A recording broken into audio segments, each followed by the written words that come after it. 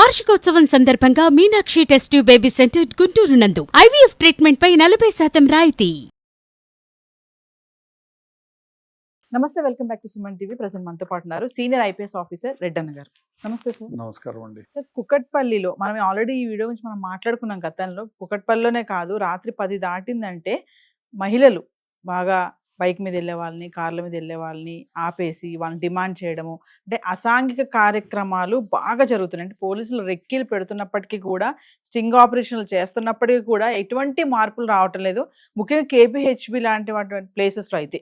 మరి ఒక్కసారి దాని గురించి మాట్లాడుకుంటే, prostitution is illegal in India, అదొకటి. ఇంకోటి ఏమంటే 2018లో supreme court of India Joseph Shine versus union of ఇండియాలో సుప్రీంకోర్టు ఒక గొప్ప ల్యాండ్ మార్క్ జడ్జిమెంట్ ఇచ్చింది. దాని ప్రకారం అంటే లెజిటిమేట్ ఏజ్ ఉన్నటువంటి స్త్రీ పురుషుడు పెళ్ళైనా కాకపోయినా వాళ్ళు ఎవరితోనైనా వాళ్ళ ఇష్టపూర్వకంగా ఎవరితోనైనా సెక్షువల్ యాక్ట్లో పాల్గొనవచ్చు.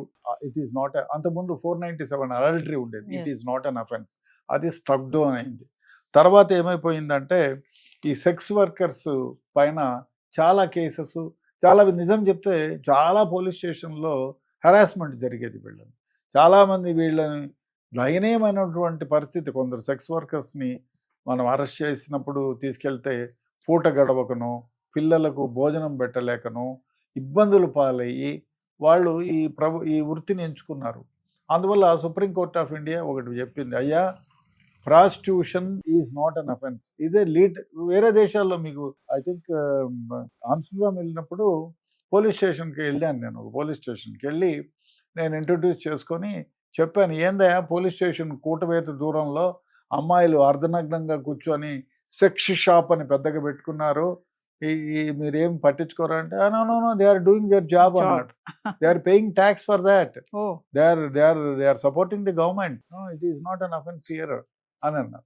అదేవిధంగా తయారైంది ఇండియా కూడా. ఎందుకంటే చాలామంది పోలీసులు హింసించేది చాలామందిని ఈ ప్రాస్టిట్యూషన్ అని హింసిస్తున్నారు. ఇప్పుడు ఇష్టపూర్వకంగా ఒక అమ్మాయి ఎక్కడైనా ఇష్టపూర్వకంగా ఇంకొక అబ్బాయితో కలిసి సెక్షువల్ యాక్ట్లో పాల్గొంటే ప్రాస్టిట్యూషన్ చేసినా ఇది తప్పు కాదు.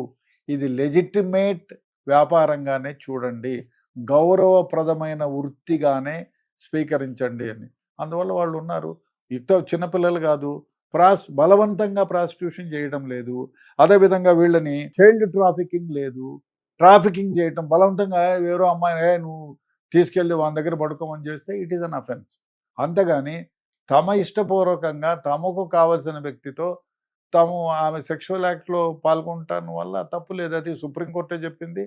అది ఇట్ ఈస్ నాట్. పోలీసులు ఏం చేస్తారండి అంటే సార్, మరి బైక్స్ ని, కార్ ని ఆపి వీళ్ళు వాళ్ళని ఇబ్బంది పెట్టడం, ఇబ్బంది పెడితే డెఫినెట్ గా అఫెన్స్.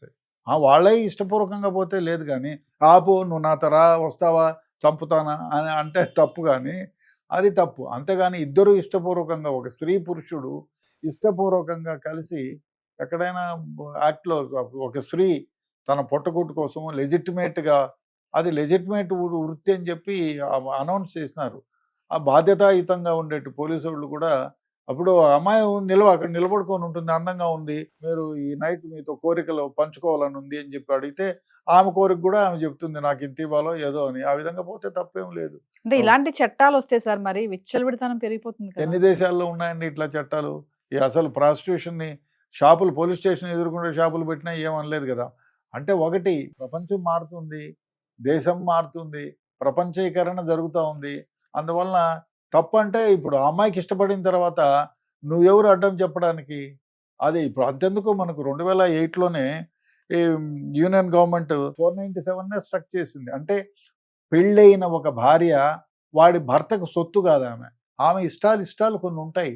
అదే స్ట్రక్ డౌన్ చేసింది 2018లో. ఆమె ఇష్ట ప్రకారంగా మరో పెళ్ళైన యువకుడితో కానీ, పెళ్లి కాని యువకుడితో కానీ, యుక్త వయస్సు వచ్చిన 21 ఏళ్ళు నిండిన యువకుడితో ఇష్టపూర్వకంగా, ఇద్దరికి ఇష్టపూర్వకంగా ఉంటే ఇట్ ఈస్ నాట్ అఫెన్స్. ముందైతే ఇట్ వాజ్ అన్ అడల్టరీ. కేసులు పెట్టాను, చాలా కేసులు, నేను కూడా పెట్టాను చాలా కేసులు. అది లేదు, తీసేశారు. ఇప్పుడు ప్రాస్టిట్యూషన్ చాలామంది పోలీసులు ఇబ్బంది పెడుతున్నారండి. ఒకటి, చైల్డ్ని తీసుకుపోయి ఫోర్స్ఫుల్గా చేయడము, ట్రాఫికింగ్, వేరే వాడు ఏమీ లేకపోతే బలవంతంగా తీసుకొచ్చి తన దగ్గర ఇండ్లలో పనిచేసే వాళ్ళని వీళ్ళని పండుకో వాని దగ్గర పడుకో వీడి దగ్గర పండుకో అంటే it is definitely N offence. అట్లా కాకుండా ఆమె ఇష్టపూర్వకంగా వేరే వాళ్ళ దగ్గర పోయి వేశ్య వృత్తిని పెట్టుకుంటారంటే ఇట్ ఈస్ నాట్ అఫెన్స్. అంతెందుకు హైదరాబాదులో కూడా నేను విన్నది ఏమంటే మేల్ ప్రాస్టిట్యూట్స్ కూడా ఉన్నారు, ఎక్కువ మొత్తంలో ఉన్నారు.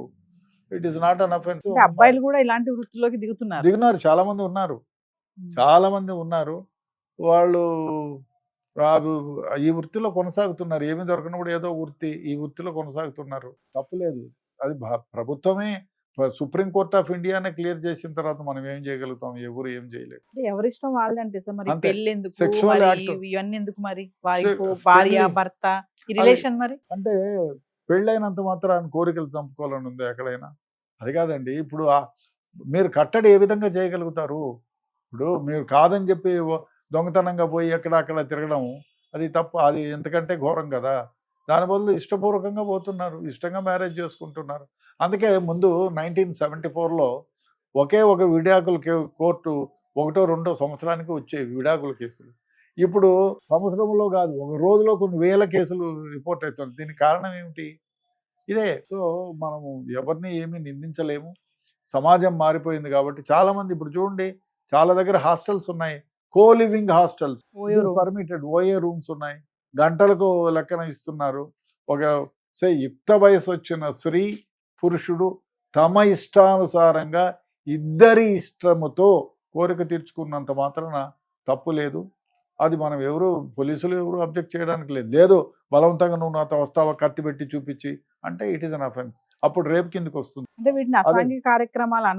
కాదు. మీరు 18 ఏళ్ళు నిండనే అమ్మాయి అయితే పోక్సో యాక్ట్కి వస్తుంది, అది పెద్ద కేసు అవుతుంది.